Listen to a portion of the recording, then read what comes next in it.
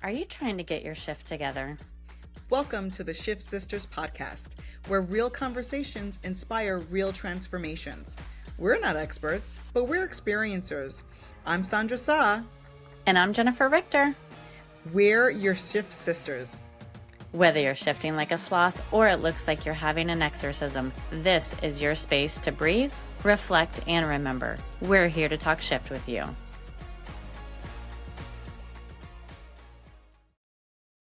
Welcome back, Shifties. We are here with the Health Shift series, and we're talking about being grounded in health. I am your host, Jennifer Richter, and our poetic shifter, Sandra, our co-host here that leads us on so many amazing journeys. We are super honored to have guests today. We have Wade Yarchan, soon to be heading into retirement, an inspiring author, motivational speaker, whose life took a very dramatic turn with a diagnosis that gave him just months to live. So let's get into our forecast. How do you feel about even approaching today's topic?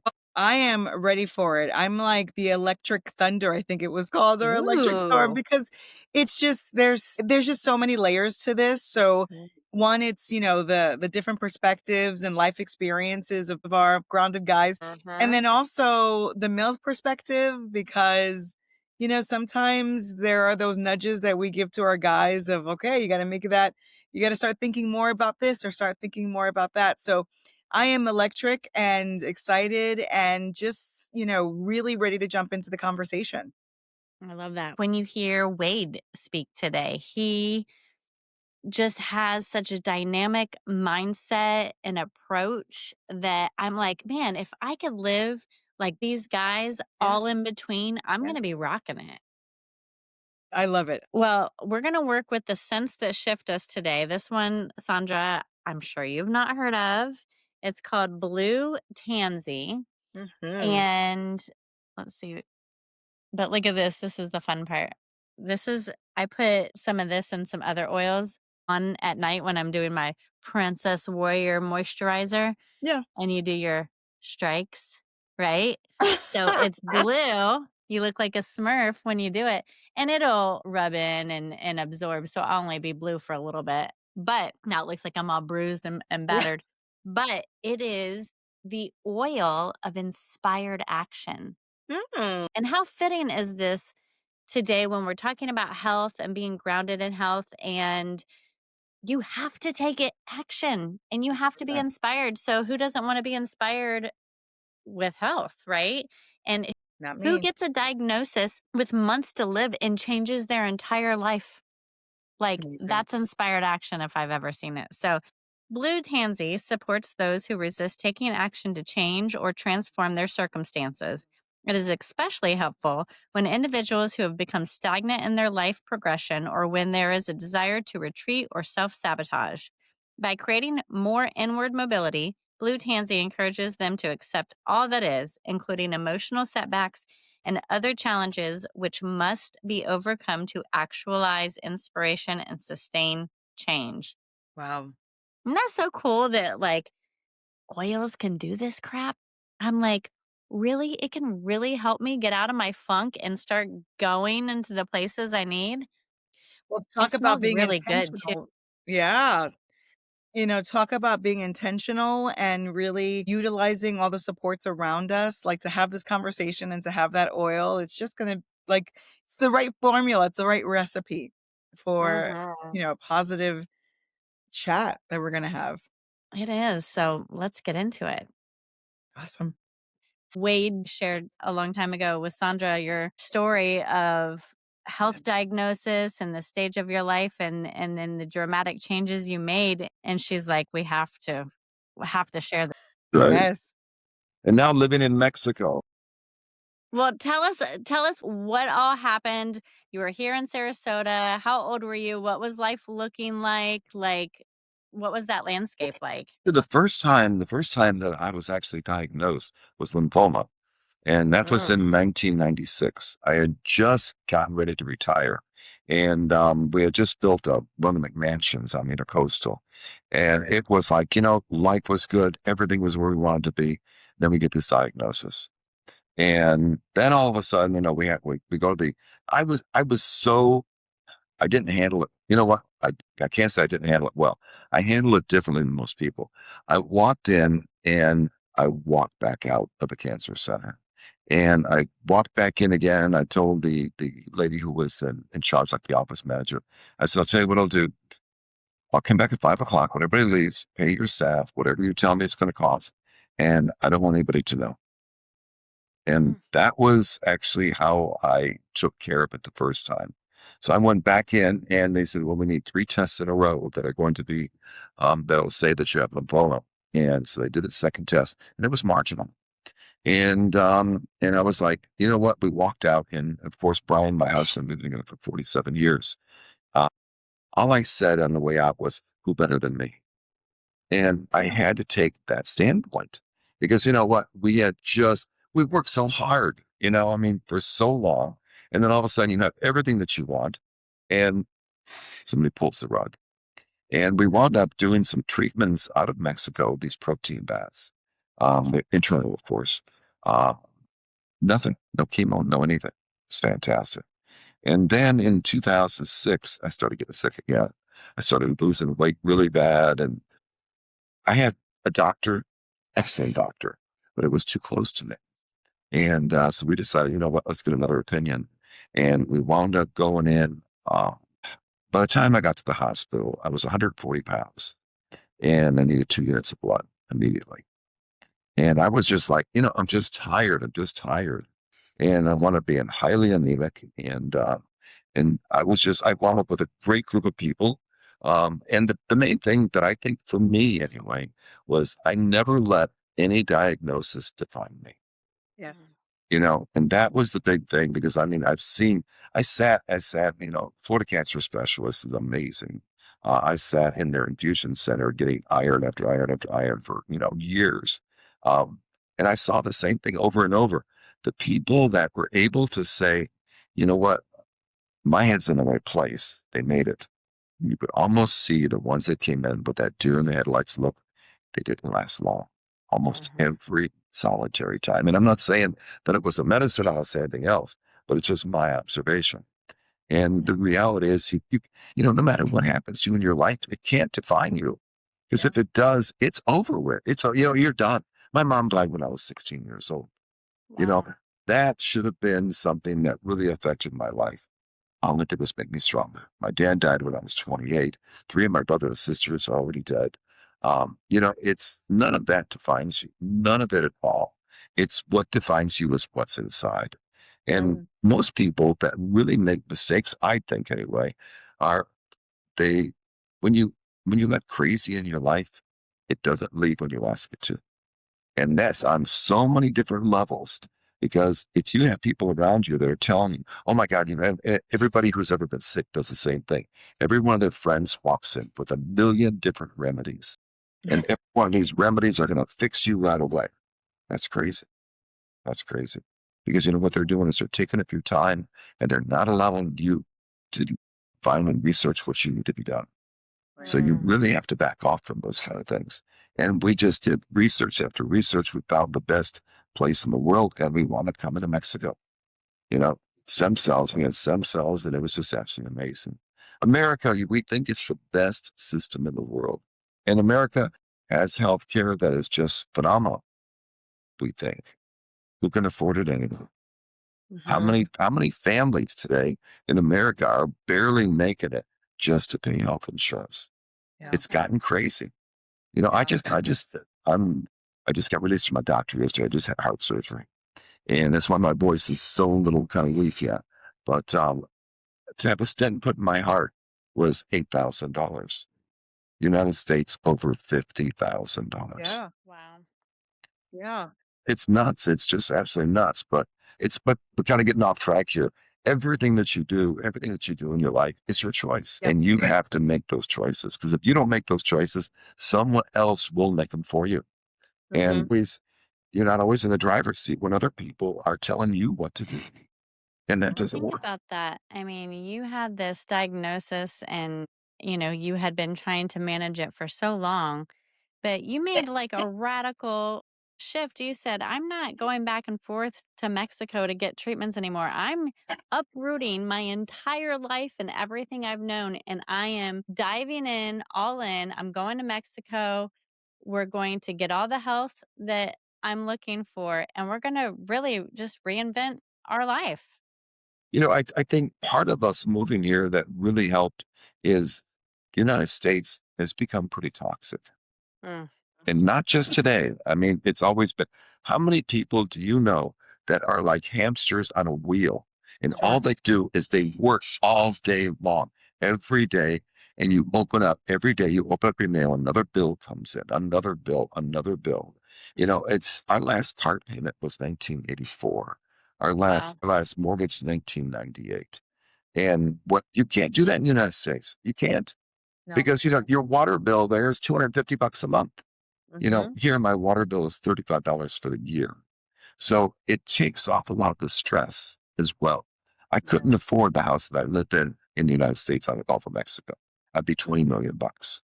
It's something you could buy so much more here. And the people are how many stores can you go into? And I noticed it last time I was there in March.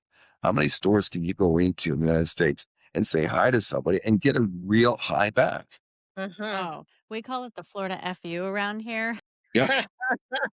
Because, we are such a melting pot of so many people. And you might get a native here and there, but people side eye you all the time. They are looking at you like, what do you want from me? Or you better get Yep. out of my way. It's, me first attitude.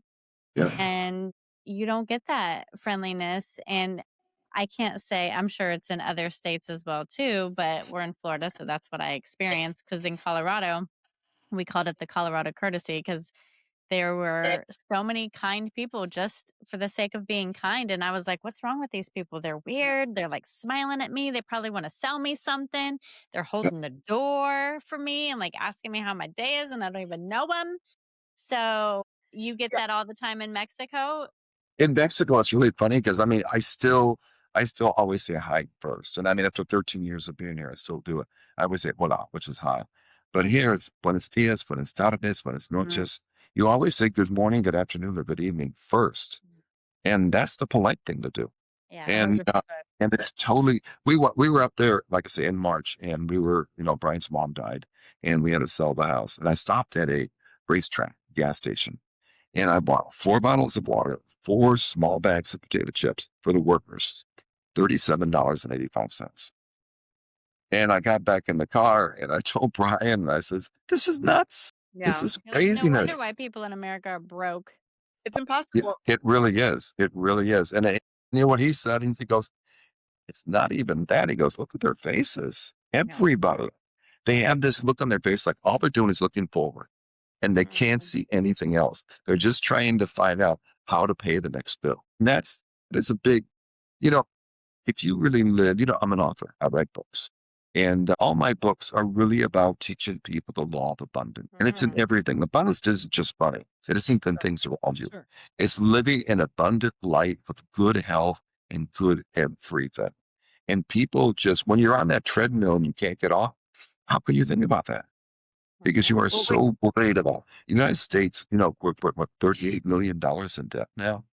Yeah. Americans themselves, not national debt, Americans themselves are $17 trillion in debt. Mortgages, car payments, and credit card debt. I know. I'm like, "You're a Mexico resident recruiter." I'm like, "When do I sign up?"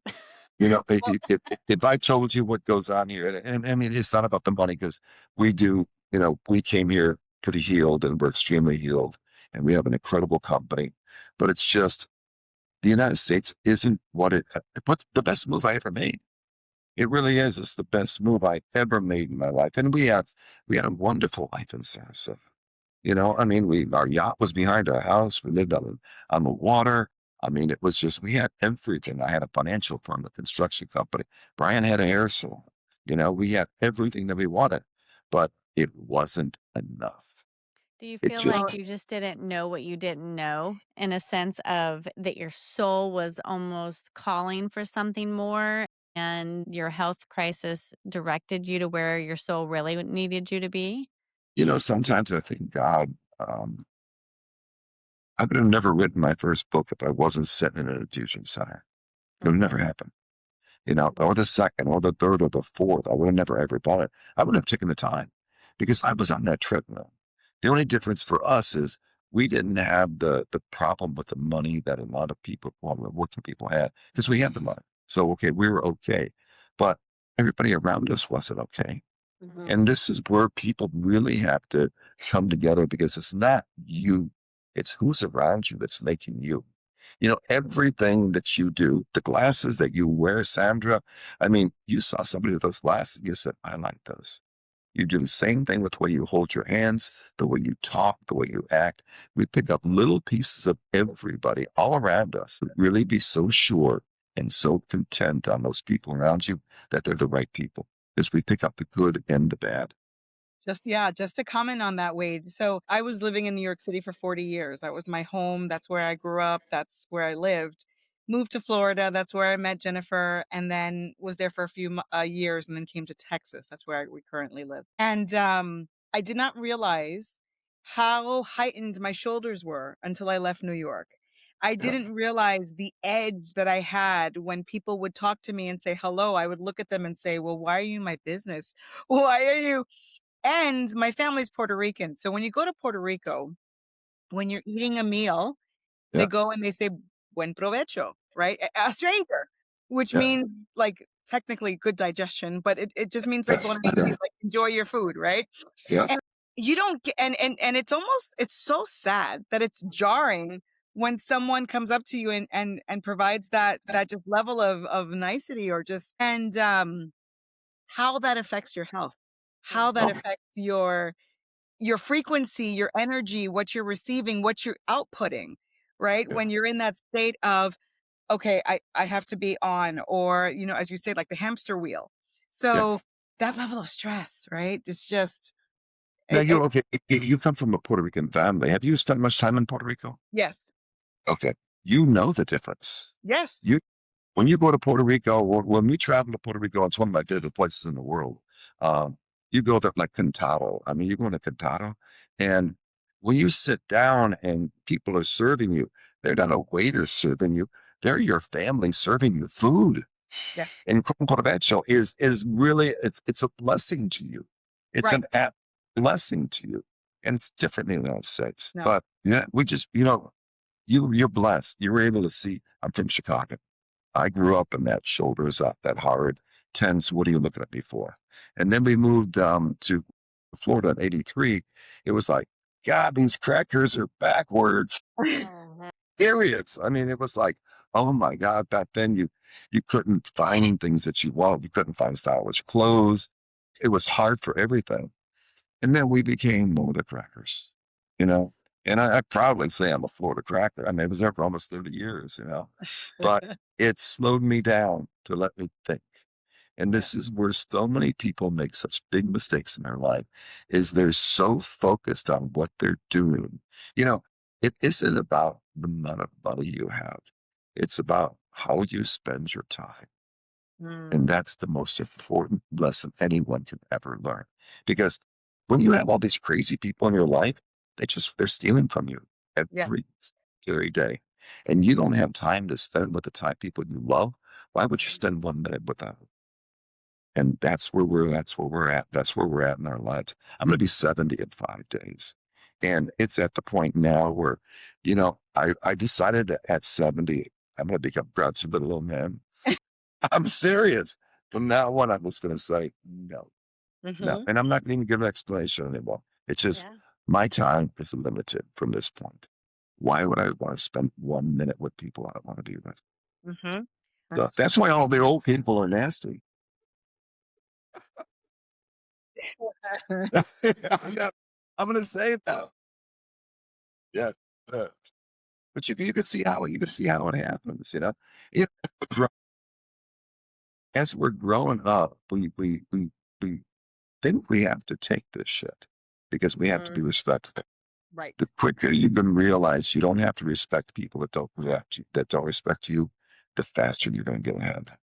I love That's that because I feel like it's a learning lesson throughout life, and yeah.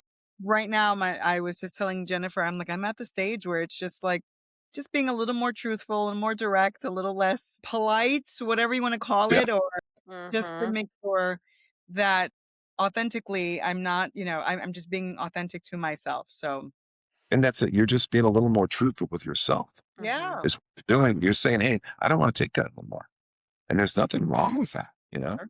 Yeah, Sure. we've been working on shifting right along with everybody, doing our Protect Your Peace series and learning about those boundaries versus barriers and basically how to live in your own truth. And, we always say we're not experts, we're experiencers because everything we share here on the podcast is we're going through it right Yes. then and there with everybody. And if we're telling you guys, hey, let's track your energy spending this week and which energy accounts are you spending from, we're doing it right along with everybody else, and we keep seeing the shifts and growth in one another, and we're like, you go girl, like, or like, what is that typical meme of podcasters, they're all like, you grow girl. Because you know what, you guys, it's really neat when you're doing it yourself. I didn't know what you guys were about. So I went in and I watched a few of your shows.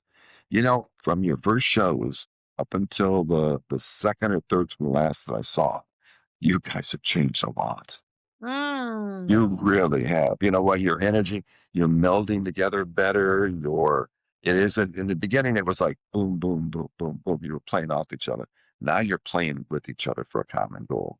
And it was extremely apparent. Your show is excellent. Absolutely Thank excellent. you. Yeah. We appreciate it. We're figuring it out as we go. We're definitely trying to give our best. So we appreciate that you being a part of that.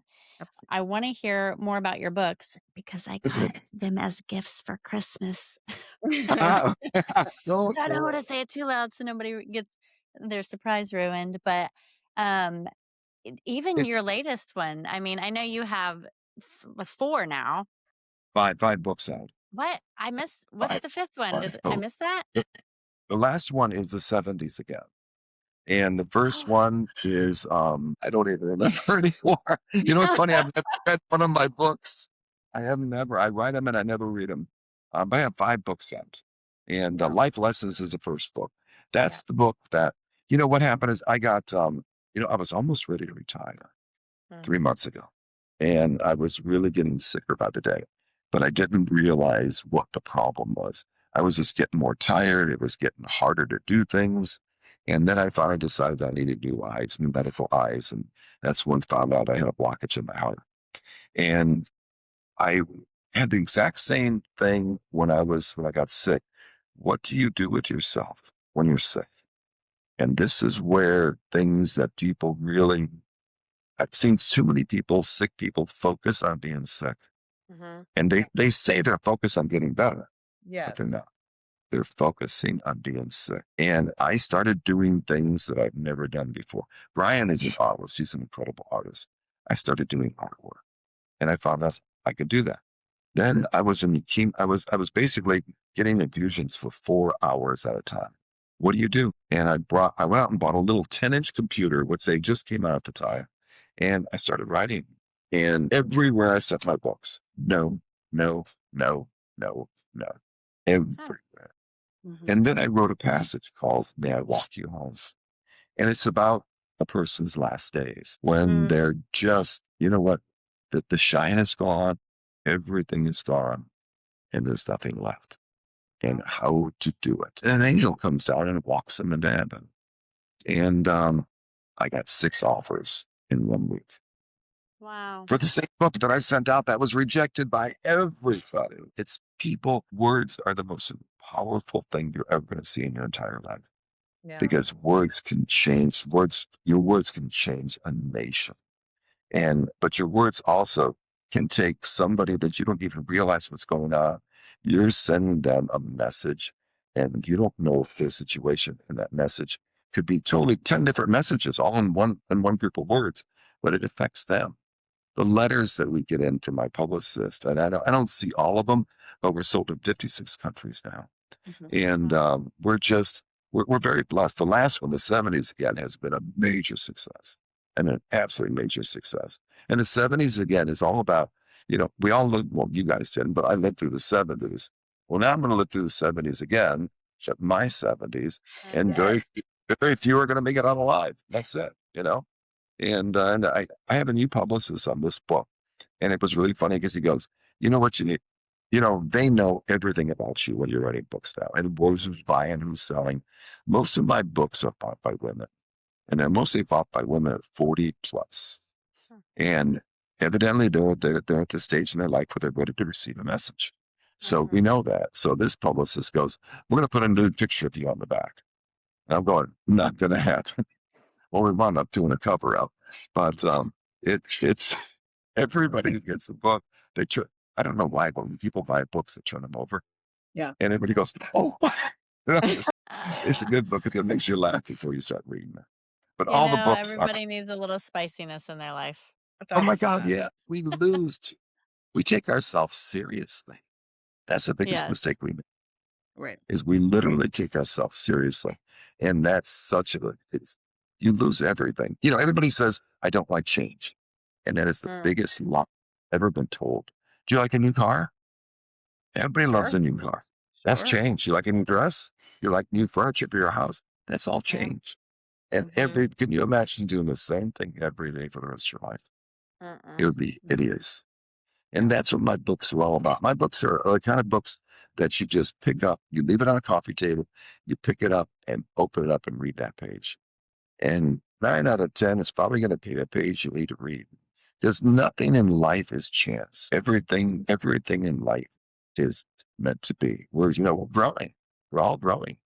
Right. And every day we're growing. You guys didn't meet by chance. Right. Not at all. Look at the relationship that you guys have. You guys are literally like sisters. How many people ever get to do that with someone that you've never met in your life? Yeah. Well, you're super intuitive and connected to source. Do you feel like you've been like that always, or was it going through some health shifts that really helped you connect to that divine? No, I grew up where I probably learned how to read cards before I played cards. Seriously, so I grew up in a family that believed in a lot of spiritual things. And as a kid, what's really funny is when I grew up, I always felt like I didn't belong to my family. I mean, they weren't mine. They just weren't mine. And everybody's tall, and I'm only 6 foot, and everybody was just different than I am. And we didn't find out until I was in my 20s that my dad wasn't my real dad. But you know what? As children, we feel everything we feel it. It's just you want to listen. And that's our big problem is you get messages every day from the universe. Half the time you just don't want to listen. And I always felt that, but I just didn't know. How do you tune into that? Are there rituals that you do? Is there, certain things that you could do to communicate with those messages? Because, there are times in my life where I say, wow, I was really lucky. Or, and then I look back and say, that wasn't luck. That was purpose. That was universe. That was the divine, or whatever you want to call it. Right. So is there anything that you do to help tune into that a little more? I we all have the same gift, everybody. I'm a messenger. I give messages to people. And every time I do, when I'm sent a message that I have to deliver to someone, it's always the exact same thing. We were in just a quick story. We were in Home Depot in Bradenton one day. We were buying new appliances for the house, and this lady walks by me, and the feeling was just bam, knocked me over. And I told Brian, I said, she's going to die. And he goes, what do you mean? He goes, she's taking her own medicine. And I told the lady who was selling us our appliances, I said, who is that? She goes, she works in the garden center. I says, can you call her? She goes, I don't have her number. Just like blowing it off. I didn't say a word to the lady that we were dealing with. So I went the next day to the garden center at 7:00 in the morning, right when they opened up. And I walked up to her and I said, you don't know me, but you're taking the wrong medicine. And she looks at me and she goes, I just had heart surgery. I says, call your doctor and tell him you're taking the wrong medicine. And what's really, every time I do that, people don't question. There's no question at all. And she literally picks up, calls the doctor, gets the answering service. And she goes, "Can I have the doctor call me back? I think it's very important." He calls back and she told him, she goes, "I'm on this medicine." He goes, "Get to Blake Hospital right away." It was the wrong medicine. And his office prescribed the wrong medicine. Oh my And goodness. it happens all the time. We were out, you know, I'm kind of like you guys. We like mudding, but we don't like mudding, So we're out in a 4x4 and had the car pretty dirty. So we went to one of these car washes. And there's spray car washes there on Cortez Avenue. And we get done, we wipe it off. We're getting ready to wipe off the car because I made the car. We couldn't take it home. It had too much mud in it. And I look in the car next door and I see this little spirit baby in the back seat. And there's a Latino couple. I would imagine Mexico. I don't know for sure, but in the front. And this story is in one of my books. They were sitting there, and I told Brian, I says, "They just lost their baby." And Brian always does the same thing. "No, don't say anything. Don't say anything." You know. And I'm like, so I knock on the window, and the guy rolls it down. He spoke more English than his wife did, and I said, "You guys just lost your baby," and but she was understanding it pretty well. And he goes, "Yeah, yeah, yeah. 3 days ago." I said, "The baby's in the back seat. You have to let it go. You've got to let that spirit go." And I had these all the time. And then as soon as I said it, of course, they broke down in tears. But we all have this. We all have this hit. How much time do you want to put in it? And then not only how much time, but how much energy do you want that to rob from you to do it? Now, when you do that kind of thing, when you start seeing spirits and you start seeing a lot of things, and a lot of people, they just think you're crazy. And I really don't care because I know it's the truth. And when you see these things and you see them firsthand, it's amazing because God is giving a gift. He's given a message to those people right there. And they needed that message. And when you tell people these things, they never get upset. They never get upset whenever I deliver. They feel that it's a message. Do you use those same abilities to do body talk to find out what your body's needing most from you and kind of how to direct you in different things? It's funny. I probably screw my body more than anybody else because I don't always pay attention. I run 90 miles an hour all the time. That's just me. I like constant commotion. I like to get up in the morning, throw everything up in the air, let the dust fall, and let's go see what we're going to do for the day. I like that commotion. Brian's totally the opposite. He needs structure all the time. But I don't always pay attention. And like this time, I was getting sicker and sicker, and I just kept thinking, I'm tired. So I'm really bad with myself. Okay. And I spend more time doing that. But every time I do, when I go in, I'm finally at the point where someone's got to save me, because I need to be saved like everybody else. Yeah. You know? You're here. Yeah. Yeah. But it's all the mental attitude of where you're at, though. I probably run on fumes more, and I really don't know it because I don't give in, and that's the most important thing. San, coming from the Puerto Rican family, your strength is everything. Sure. Strength is and the women in Latino cultures are the heart of the family. Oh, listen, the Period. matriarchs are just, it's the reverence we had for grandmothers and, the wisdom that they have and, thinking about the health journeys, they were the apothecaries, right? You would go to grandma and she's pulling out, the leaves and all the things and putting a tincture together or a tea or, whatever it is. And it's and it's for others. It's all for, Yep. they take care and they take care and they're just that strength is just it's just And they so yeah, teach every generation. yes. You walk up, "Abuela mi dolor," they know right away. They know how to fix you. Yeah. They'll go to a cabinet and make up a tea for you or whatever it's gonna be. And it's amazing here. Or a spiritual bath because they also Yes. understand the understanding of Yeah. that other realm. It's not just the physical, right? So I cannot tell you growing up how many spiritual baths I've taken to rid me of, Yeah. certain entities or need of extra supports. And I love that about my upbringing and being able to kind of use that as another resource, which is obviously if you don't know about it, it's just like, what is that? Is that like, But you witchcraft know or what? When your grandmother would teach you, though, you could feel it. Yeah. You Oh, could feel yeah. it. Here in Mexico, just like in Puerto Rico, we have shamans. Yeah. And shamans are twin spirited. They're twin spirits. And it's amazing how many people hear use shamans. Just every day. I mean, it's not, they have no medical training, they have no other thing, but they have spiritual. And everybody, we're all doing it. Look what pharmaceuticals have done to the United States. I It's know. hideous. They Yeah. have ruined everybody because they create a disease, then they come fix you.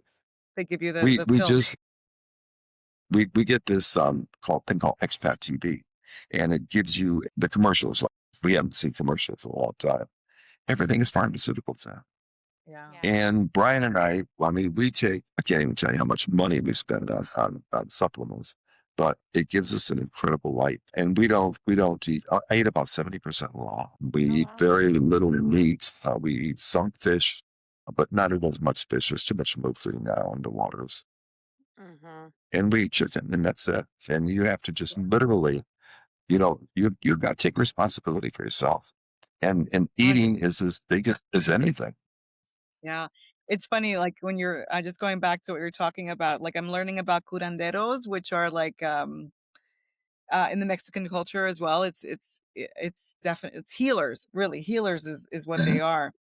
And living in Texas, I'm learning more and more from the Mexican culture too. And it's just wow, what are the other supports too that are out there that are, similar to some of the things that I experience, but it's like you can build your toolbox, other than the pharmaceutical company and the, going through your kind of, Western doctor. It's just so fascinating that you can pull from all of these different places and healthy and supportive and also holistic, looking at everything. So Right. it's really fascinating to see a different approach to health and health And, support. and I think there's a difference too in not just holistic, but we've lost touch. We've totally lost touch, and Yeah. that's not a good thing anymore. Now if you're in the United States and you touch somebody, you have an issue. You have a real issue going on. Because don't Yeah. do this, don't do that, don't hug. Everybody here gets hugged every day. That reassurance is unbelievable. And that's the most important Mm, part, is that constant reassurance. And that keeps you healthy. yeah. You were mentioning how touch is an integral part of healing and connection. And Sandra was mentioning today about the study of even infants, right? Like, even if you were to just give Yeah. them food and clothing and things like that, they won't survive if they don't get that nurturing and physical connection. I hug everybody that I meet. And Yes. it's just me. It's just everybody knows it too. And everybody knows, even when I message them, it's always hugs at the end. It's always that way. And there's two reasons I hug. And one is I really want to feel what's wrong with you. Because if I hug Okay. you, when I hug someone, you tell me the things that you won't tell anybody else. And this is where, and now I'll go to the second part of this. This is where people really screw up is, the people around you are really trying to help you, but you never really tell them the truth. You tell them your truth that you want to tell people.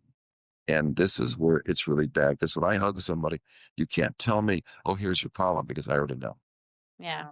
Your frequency doesn't lie. Yeah, that's exactly it. And there's a Can't second fake it. reason that you have to hug somebody. Because you even hug your enemies. Because when you hug them, you want to see about how big you have to dig that old to bury them in the backyard. Amen to that. That's the What is Chicago coming energy? out right there. That's what that Yeah, is. but it's real. Touch is amazing. I mean, Yeah. in one of my books and one of the passages I put in there, that when things go bad, hold the hand that trembles. Sometimes that's all it takes. It's just holding somebody's hand. I don't know if you guys have had a chance to read it in my books. I love them, and not because I wrote them, but I mean, they really come from the heart.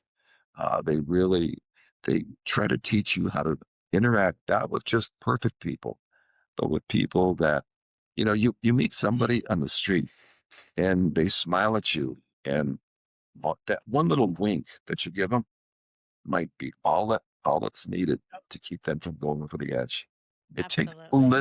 It takes so little, Mm-hmm. to hug somebody. It takes so little, and it could mean the world to them. Yeah. And it's with everything that you do. It's But true. it's just you have to laugh, you have to be fun, and even what you do, you guys enjoy what you do. You can see it on your face. Yeah. Our employees, all of our employees, they love being here. They Yeah. love being with us. Our financial firm, 27 years, we had all of our employees. Our construction company, we had about over 25 or 26 years, probably Mm-hmm. 80% of our employees. This company, we lost our first employee in January after being here for 10 years. He retired. If people are part of your family, if they're part of your team, and this is where families are the same thing. Families aren't teams anymore. Your kids come and go, they run in and out, they're on their cell phones, their friends, or their lives. It's always been that way. It's just not now. It's always been that way, but it's more apparent now because of cell phones, social media, everything. Social media, it does a world for my business. It does a world for everything that I do, but it's probably the most destructive thing that has ever hit mankind Yeah. Yep. because people have quit being respectful. And Yeah. that's the most important thing. When you're respectful all the time and you respect everyone around you, you'll get it back. Yeah. You know, you will get it back so quickly. When in Mexico, when we first got here, I was senior. I was 57 years old. And then I became caballero. Now, caballero is an older man, more of a distinguished man. And everybody's going, no, no, no, that's respect. Well, now I've become Don. Oh, that's a lot of respect. You're like bow down to Don. That's that's like you're the oldest thing on the earth. But I'd rather be the oldest person in the health club than the youngest person in a nursing home. Yes. And I think that's the most important thing. You have to. Clint Eastwood has a really cool saying. He goes, "Don't let the old man in." And this is where we have to go because we came up the other day, and I guess turning 70 next week is kind of it's a milestone. Even though you say it doesn't bother you, it's still registering. Yeah. And I got out of the pool and I was looking down where my office is at, and I was thinking to myself, you know what? You have the same eyes. You see the same thing when you were 20 years old. Now you just interpret it differently. Mm-hmm. Before I would look and I would say, okay, that's the door to my office. Now that's the door that we've closed 650 some houses since we've been here. And that's the door that 650 families just bought a drink. And you think of things so differently. You You do. think of things differently. I We mean, do. When we plant like things here on our property, I sit there and I feel the energy of the plant and the tree, and I'm giving it gratefulness and love. And then I see that it's going to be beautiful and blossoming, and my grandchildren and great grandchildren are going to be taking a picture underneath that tree one yeah, day. Like I see all it has to offer versus, oh God, I have to plant this tree. yeah, yeah. And the older you get, the more, of course, the more you've seen. Your husband, I've known since he was a little boy. Mm-hmm. I've known your family for over 40 years. I've watched him grow up and I mean, look what he's grown into. Just an amazing man. And you would think how few people may ask you the question straight up. I mean, how many people in your circle of friends do what you guys do? Probably Yeah. zero. Zero. Yep. Yep, that circle is extremely limited that of people that have the same type of grit and ambition and connection to the world and nature and source. It's extremely limited. Sandra and I are so grateful that we have similar different views on approaching life like that, but hardly anybody I know Yeah. tries to connect with their life. And Yeah. also, I think that whole intergenerational piece of it, right? Like, Yeah. how many families are living with grandmothers and aunts and, the young children all under the same roof or property? And the richness in that, the stories, the wisdom, the sharing of recipes, the ability to support one another. If a young mother needs support in the family, they got you. Yeah. Now everyone is on their own and they're struggling and they're hustling and during those formative times of infancy and early childhood, mom is stressed and Mhm. there isn't that support to give that person guidance because she's also a daughter of someone too. So Mhm. No, you know. it's it's a challenge because I'm ready to bring back the grandmas and aunties and the, just living in that community. And how do we build that community if it's not through blood? And there's ways to do that. And Jennifer and I have talked about that of, we really need to live this life in community, truly, because it wasn't meant for us to do it alone. And No. we need to, have that for us as well. But you know, here's where we really lost, I think, lost incredible. When our ancestors, I mean, in historic times, I mean, they needed other people around them for protection. Yes. That's what they needed. I mean, that's exactly it. You know, it's no different when you look at, we have 6 dogs, and it's really funny. We say the same thing all the time. And if we have this little thing, 1 second, let me put this up here. What can I say? Welcome to the Oh my bathroom. god, Girl, will be with you shortly. that Uh, is what hysterical. they do, and I kid about it all the time. And then Brian read this piece that said, no, that's not the truth at all. They're sitting there telling me, go pee, Dad, go pee. And it's not it. They're sitting there to protect me. Yes. Mhm. They're sitting there to They do. protect. And that's exactly what we used to be. We used to be there to protect each other. Those days are gone. Yeah. Now it's every man for himself. You know, the first time we went to Costa Rica, and I love Costa Rica, um, the one of the people that we met there, 5 generations in one house. Five Wow. generations. Wow. In Mexico, 4 generations is a commonplace. 3 generations is almost normal. Yeah. A boy who works for us, Juan, is 26 years old, 25 years old, just turned 25. He still lives at home. He'll live at home probably till he's 40. And Mhm. because he takes care of his mom, Yeah. and his mom will probably come live with him when he finally gets married. It's not unusual here. It's very usual, but it's a different perspective. You know, I wish more and more people would travel and live outside the country Mhm. because you quit believing what you're taught. And Mhm. what we've been taught in the United States is not the truth. It's Right. just not, with everything. Yeah. And it's not about the money, it's not about anything else. It's about the values that we've lost. Mm. And how do you bring those back? And that's what, podcasts like what you guys are doing is amazing because you're entertaining the thought for other Mhm. people. You're not telling them what to do. You're just saying, think about this, Yeah. Mhm. you know? And if someone can think about it and they have a crazy day and then all of a sudden they're in a crisis mode and they remember your podcast, you just changed generations because Mm. she's going to teach that to her children and their children. And you have no idea how important your words are. Thank My you. goodness. That's so inspiring. Thank you. I know. I'm like, oh my god, I feel so seen right now. Well, it's and the thing is, as Jennifer said, like, we're not experts. We're just it's experiencing life. So we're going through it as well, and we're figuring it out. So sometimes Yeah. we have like this outline, this idea of what we want to talk about, and then we go into a whole different other space because that's what we needed to talk about. But Mhm. that's what I So loved about your shows is you guys, I was sitting there, the first one I watched, I sat down, I write everything. I'm a pencil paper kind of guy. And I'm kind of following your train of thought. And then you guys are off on a new tangent.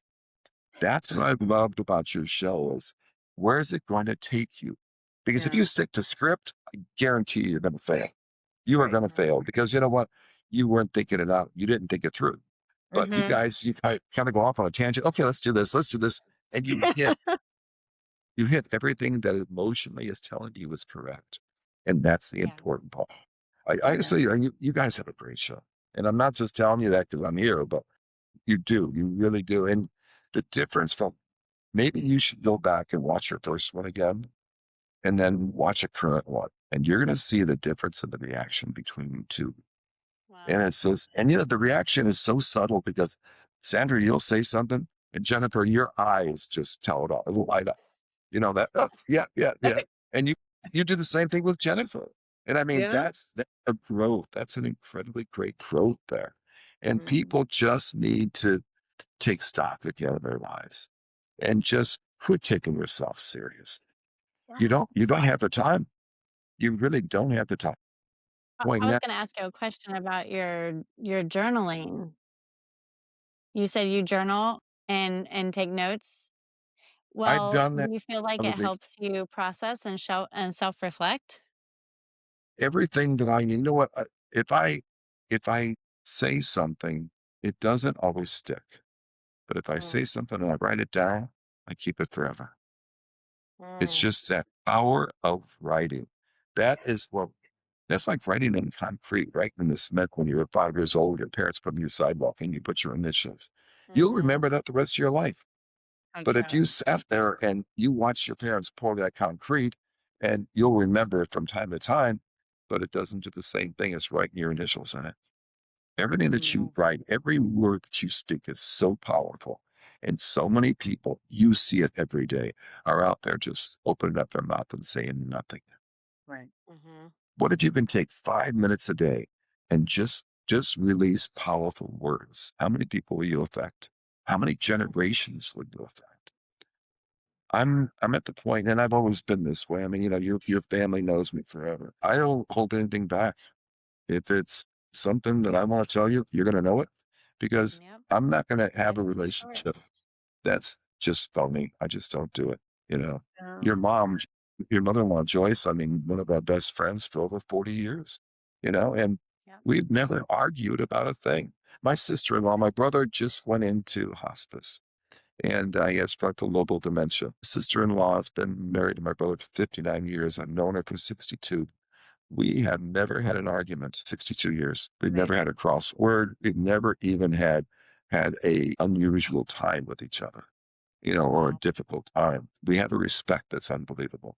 And that's Well, when you can be amazing. authentic with people, right? And you don't have to perform and you understand that whatever you're delivering is in love, Yep. right? And not defensiveness or competitive, then that builds such a solid foundation of a relationship. There is no need for an argument or weirdness or disagreement because you're doing life together but for real. Right, right. Well, Brian and I, like I say, 47 years, we just had our anniversary in July. Um, we've never talked about money. We've never discussed money. Mm, We interesting. don't, we don't, we don't do that kind of stuff. Money doesn't mean, I don't ever think about making money. I don't ever think. I Yeah, just your think about, acts of service probably. I And just then the think about money what I want. follows. It always does. You know what? And Mhm. if you think about, what's really funny? If you ever bought a new car and then all of a sudden you're on the road and everybody has the same car you do, Sure. you notice them. You know Mhm. Yeah. what? All you've done is you've opened up your mind for abundance. Because Mhm. if you would have done that a long time ago, you would have had these things a long time ago. If I Yeah. Mhm. want something new, I never think about how am I going to pay for it. I Yep. just think about owning it. I think Yeah. about having. And this is Mhm. where, everybody, and I don't know where your show falls on spirituality or religion. And I'm not a religious person. I'm ordained and in the Christian religion. Okay. Um, but I don't practice any religion at all. I practice spirituality only. And Mhm. it's really funny because even when I do blessings on people, I do all the blessings the same thing. It's in the name of, it's in nombre de mi Padre, de mi hermano y como, and as the Holy Spirit. We all have that Christ spark inside of us and we don't Absolutely. use it. We don't. Mm. And such a waste. You were given the most precious gift in the world because you can bless and you can help anybody. And we don't do it. We don't take the Yep. time. We've Right. lost so much, Right. and I Well, mean, even if you're and going this, 90 miles an hour like you still have time to bless people. So that's a oh, great inspiration. all the time. And I do. And you know what? I do it to almost every child and almost every elder that I meet here. I always put a cross on their forehead. Yeah. I Mm. always do. Because you know what? There's nothing, the children and the elders need blessings more than anybody else. Yeah. And that's what you have to do. I mean, how Mhm. to have someone in your life I've never had a lot of older people in my life, family, because my family seems to die pretty young. But when I see the families here, um, there's an abuela in Chile. I think she looks a lot older than what she is, but I think she's like 82 or 83 years old. And just the lines on her face tell you every story of her life there's an artist here, and if you get a chance, look him up. He's a good friend of mine.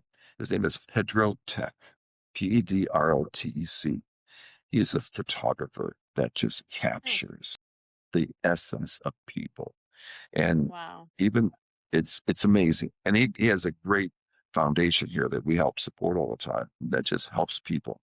But it's, well, when you get up every morning, what I do is like, what am I going to do today that's going to make me feel good and someone around me feel good? And I do that every solitary day. And I joke with everybody all the time. I don't take myself seriously. I'm That's really, awesome. really don't. You can't, when you start taking yourself seriously, you've lost the game.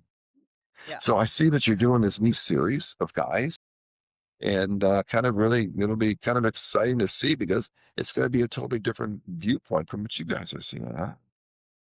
Oh, It we've is. been loving it. Like the Grounded Guys is like this amazing complement to what we're doing and getting different perspectives and for us to also receive, right? Because we're sharing a lot of our stories, we're sharing a lot of our like perspectives on things, but to sit back and receive and to hear and to also provide space Yeah. for men to come together is just so exciting for us. So we've really been that's why we're really excited to have you as a part of that as well. And Great, great. Sandra does a lot of shift activations, which is journal prompts, and they're so like soul hitting. They hit deep. And I'm just hearing how you listening to the podcast and different things and you're journaling and making notes and you know it's changing your life, right? You said it's like writing it in concrete. I just think, how many gentlemen should be gifted a beautiful journal and hopefully they'll be inspired to do the same thing, even if they don't have a space to express what they're feeling. But maybe they hear a shift activation that Sandra might share or something, even on Facebook, if they could just sit and journal with it for a little bit, that can be their safe space to reflect on how they feel about things. Do Yeah. you keep a journal and do it something regularly? What's really funny is I started doing journals when I was about 18 years old. And Sure. Brian still had to around. Um, and I stopped for a period of time because then I started writing books, and writing books are kind of like my journals now. One of my Yeah. best friends, just for my birthday or Christmas, I guess it was Christmas last year, she makes handmade, she makes the paper, she makes everything like scrapbooking, this handmade journal with all these little trinkets inside of it and little quotes out of my books and everything else. So I just started the brain. And it's so special because I mean every piece of paper is handmade. And That's every few pages will be a little cutout with something in it. You pull it out, and it's like a quote out of one of my books, or something about our lives or our dogs. And it's how do you close everything up at night without writing something down? How do you give closure to that day yeah. unless you can say, because I mean, how many times you go to bed and you don't make sense of it? And then just write something down at the end of that day. And then, if it doesn't make sense that day, in a day or two, it will, because you're Yeah. going to look at it from a different perspective. And this is where I think a lot of people go wrong as well, because they think I have to solve everything today. You're not going to do that. You're Yes. going to No. solve it in days and weeks from now. And you'll look back at, I mean, how many crises have you lived through that you think I could never get through this? And then something worse happens and you think that was nothing. Yeah. There's nothing I can honestly say, and we've had some not great times, health wise, or we weren't sure if I was even going to make it through the night. Um, None of it was important. It really wasn't. It was bad at the time, but now looking back, it wasn't so bad because there's one thing that always kept us going. That was faith, and faith is everything. Without Amen. faith, you cannot get through anything. You really Yep. can't. And it's No. not only faith in God, but the most important thing is faith in yourself. Do you Yeah. believe you can do it? Do you believe that you have the power to change everything? Like I said before, everything that you do as a little kid all the way through now. If you see someone with those glasses on, you liked them, you bought them. the way you hold your hands, the way you comb your hair, the earrings that you buy. These are all things that we've taken from somebody else. And then we become this person that's picked up all these little things. We're just a culmination of everybody that we've ever met in our life. And then all of a sudden, we have to really realize that sometimes bad people, you need them around you as well, because you learn what not to be. And that's an important lesson, because who do you not want to be like? I used to do, my dad used to do this thing when I was young. He would go, I was done with you. And I thought, that's a horrible thing. That's a horrible thing. And you know what? I do the same thing today. And every time myself doing it, I go, don't do that. That's a horrible thing. But we pick up these things. But he was just saying, I've had enough. And now I finally realized that horrible thing wasn't really that horrible. It's just he's had enough. That's enough. It was his boundary and his limit. Yeah. And so I guess I could have picked that one up. Well, I think if anybody's inspired to move to Mexico, it would be after this episode. And we know somebody that can find you the house. I watched, it was so cool. We were watching Beach House Hunters, I think was the Beach House Bargains or Beach House Hunters. And I didn't know, this was the thing, I didn't know he was actually on the show, and we're just watching it. And there are these people and they're getting a realtor to show them around, and they're going to go even get some sea salt out of the ocean and everything. And then his face popped up and I was screaming bloody murder at the TV. Like, ah! I couldn't believe I've it. done I thought it 3 was so shows. cool. I've done 3 shows for HGTV. And I used to have a show that was syndicated in Sarasota called Welcome Aboard, and all about yachts. Wow. Brian and I spent so much of our time on yachts. We love boating, and we travel all over the place. But we just, we love sharing our lives. Like if you look at me on Facebook, I'm an open book. What you see is what you get. I don't have anything, the good and the bad, it's all there. But it's sharing with people. And everybody does. You know what? You guys are doing the same thing. You're sharing your ideas and your thoughts. And people are going to wait for your next podcast and the one after that and the one after that, because you've taught them how to share. And that's amazing. That's an absolutely amazing gift. So once you get the guy stuff done, where's your podcast going next?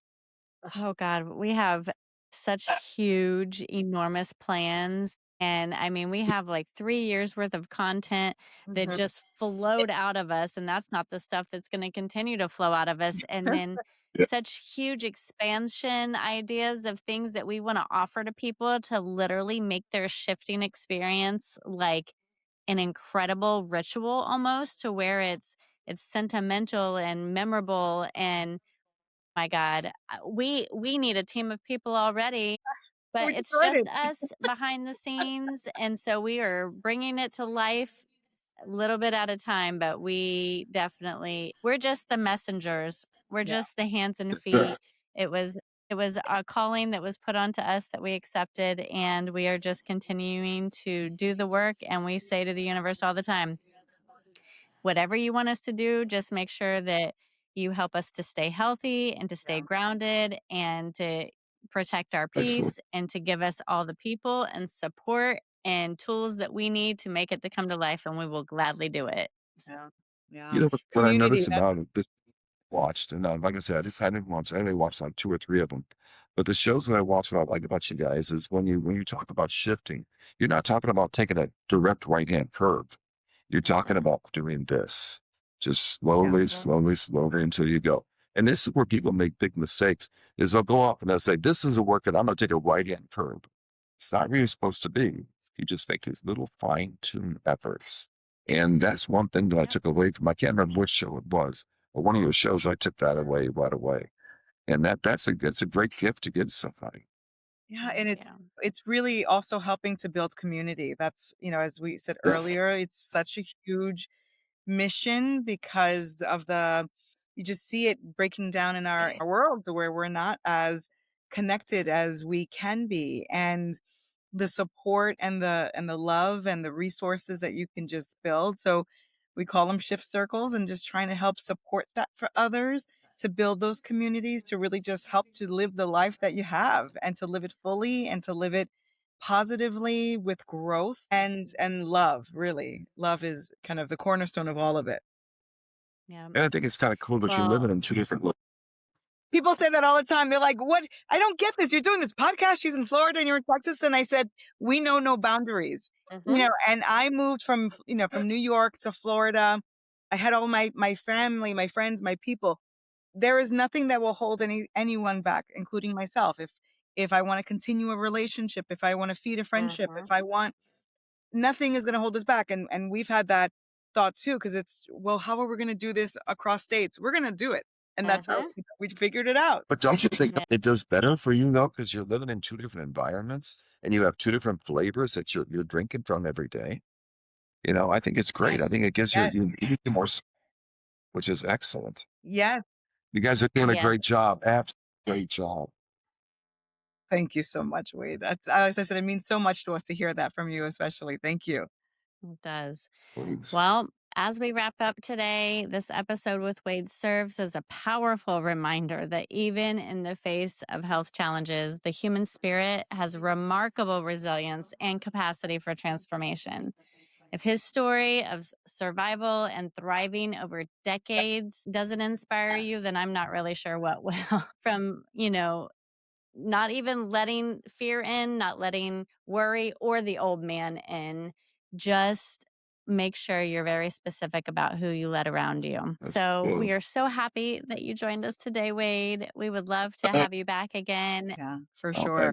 Well, in close, all I can say is besos y abrazos, hugs and kisses. Yes. We give you hugs and kisses from here in Texas and Florida. But Wade, thank you once again. Thank you. Thank you for having me. We love you both. Awesome. And that's it for today's shift. Thank you so much for sharing this space with us. If you're loving the conversation, become a shifty. Like, follow, subscribe, and most of all, share this episode with someone who's shifting too, or someone who seriously needs to get their shift together. Do you have thoughts, questions, topic requests, or maybe you're feeling the nudge to collaborate? Visit us at shiftsisterpodcast.com. We'd love to hear from you. We're so grateful for your presence, your friendship, and your willingness to do the work with us. Because shift happens and we're not meant to do it alone. We'll meet you back here next time to breathe, reflect, and talk shift.